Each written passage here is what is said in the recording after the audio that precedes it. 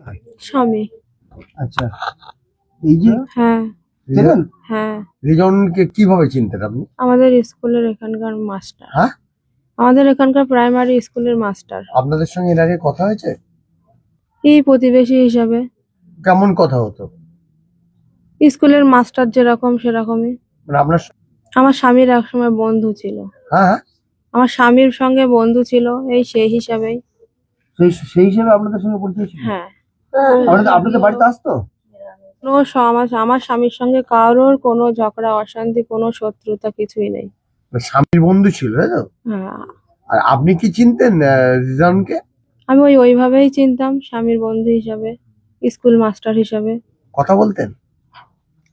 না, যেটা মানে এমনি কথা হয়েছিল? স্কুলে বাচ্চাদের পড়াশোনার বিষয়ে এই সবই।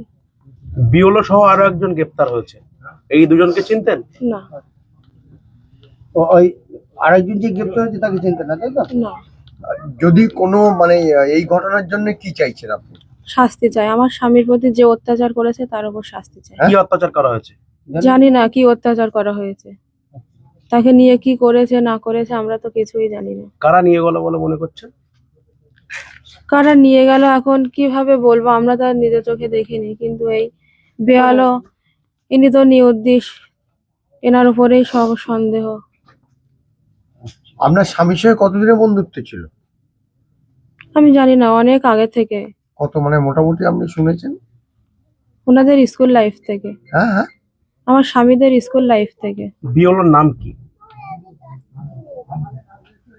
রিজওয়ান হোসেন মন্ডল। আপনাদের বাড়িতে আসতো রিজন? না, না, হ্যাঁ, যখন স্বামীর সঙ্গে ওঠা বসা পড়াশোনা করতো তখনই হয়তো আসতো। আপনি কি চাইছেন এই যে আপনার স্বামীর যে নিখোঁজ এর সঙ্গে যদি রিজওয়ান যদি জড়িত থাকে তাহলে আপনি রিজওয়ানের কি চাইছেন? রিজওয়ান যদি অন্যায় করে থাকে, যদি সব জড়িত থেকে থাকে, তাহলে আমি ওর শাস্তি চাই। কি শাস্তি চান? আমার স্বামীর ওপরে যেরকম শাস্তি দিয়েছে ওই রকম শাস্তি চাই।